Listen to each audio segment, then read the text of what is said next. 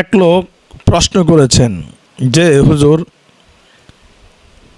মা বাবার দোয়া আল্লাহ তাআলা কবুল করবেন নাকি পীর সাহেবের দোয়া আল্লাহ তাআলা কবুল করবেন?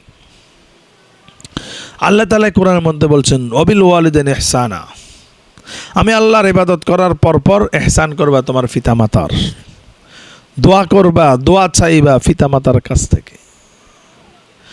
তোমার পীর সাহেব বা দুনিয়ার অন্যান্য কোনো ব্যক্তি তোমার জন্য দোয়া করলে সেই দোয়া কবুল হতেও পারে, নাও হতে পারে, সেই দোয়ার পিছনে স্বার্থ থাকতেই পারে।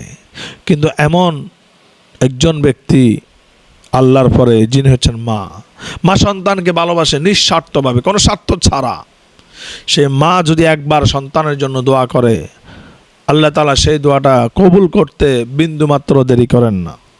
কিন্তু অনেক ডাকাত আছে, মা বাবার কাছে দোয়া চায় না, মায়ের কাছে দোয়া চায় না, হাজার হাজার টাকা খরচ করে মাইলকে মাইল দূরত্ব গিয়ে পীর সাহেবের কাছ থেকে দোয়া আনতে যায়, অথচ তার মা ঘরের মধ্যে শোয়া অবস্থায় বিছনার সাথে কাতরাচ্ছে। মাকে 10 টাকার 100 টাকার ওষুধ কিনে দিতে চায় না, অথচ সে 1000 টাকা খরচ করে পীর সাহেবের কাছে যায় পড়ে থাকে দোয়ার জন্য। অথচ তার বড় পীর তার মা, তার বড় পীর তার বাবা। সেই বিষয়গুলো অবশ্যই আমাদেরকে জানতে হবে, সেই বিষয়গুলো অবশ্যই আমাদেরকে বুঝতে হবে। আমাদের বড় পীর হচ্ছে আমাদের মা এবং আমাদের বাবা। আপনি আপনার পীর সাহেবকে 1000 টাকা, লক্ষ টাকা দিয়ে আপনি সন্তুষ্ট করতে পারবেন না, খুশি করতে পারবেন না। ফর এক্সাম্পল, আপনি আপনার পীর সাহেবের কাছে যখন যাচ্ছেন, তখন যদি একটা সাথে 1 লাখ টাকার একটা বান্ডিল যদি আপনি নিয়ে যান, আপনার পীর সাহেব আপনার উপর অনেক বেশি সন্তুষ্ট, অনেক বেশি খুশি। ঠিক কিছুক্ষণ পরেই যদি আরেকজন ব্যক্তি যদি 5 লক্ষ টাকার একটা বান্ডিল যদি নিয়ে আসে, তাহলে আপনার পীর সাহেব আপনার চাইতে ওই মুরিদের উপর, ওই ব্যক্তির উপর আরও বেশি খুশি হয়ে যাবে। ঠিক কিছুক্ষণ পরে যদি আরেকজন ব্যক্তি মুরিদ যদি 10 লক্ষ টাকার একটা বান্ডিল যদি নিয়ে আসে, আপনার পীর সাহেব আপনার উপর এবং কি সেকেন্ড ব্যক্তির উপর যেভাবে খুশি হয়েছেন, তার সাথে 1000 গুণে খুশি হবেন যে ব্যক্তি 10 লক্ষ টাকা নিয়ে এসেছিলেন। তার মানে আপনার পীর সাহেবকে আপনি যত বেশি দিতে পারবেন তত সন্তুষ্ট হবে, এরপর আপনি সর্বোচ্চ সন্তুষ্ট করতে পারবেন না তাকে।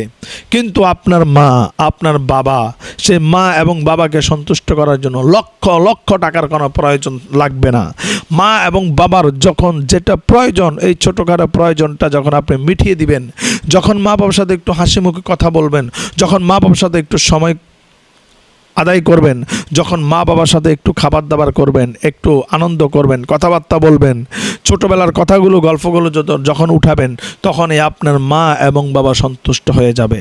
আপনার মা বাবা আল্লাহর কাছে দোয়া করবে, এই আল্লাহর কাছে দোয়া করার কারণে আপনার জীবন মুভমেন্ট সব কিছু পরিবর্তন হয়ে যাবে। এজন্য আসুন, পীর সাহেবদের পিছনে না ঘুরে, মাজারে মাজারে না ঘুরে মসজিদে আসুন, আল্লাহর প্রতি সেজদা দেন, আল্লাহর ইবাদত করেন, আর মা এবং বাবার খেদমত করেন। এজন্য আল্লাহ তাআলা বলছেন, ওয়াকাদা রাব্বুকা আল্লা তা'বুদু ইল্লা ইয়্যাহ ওয়া বিল ওয়ালিদাইনি ইহসানা। আমি আল্লাহ দুইটা ডিসিশন, দুইটা ফয়সালা, দুইটা সিদ্ধান্ত। 1 নম্বর সিদ্ধান্ত, ইবাদত হবে আমি আল্লাহর, ইহসান হবে মাতা পিতার। এজন্য আমরা ইবাদত করব আল্লাহর, ইহসান করব মাতা পিতার। আল্লাহ যেন আমাদেরকে তৌফিক দেন, আল্লাহুম্মা আমিন।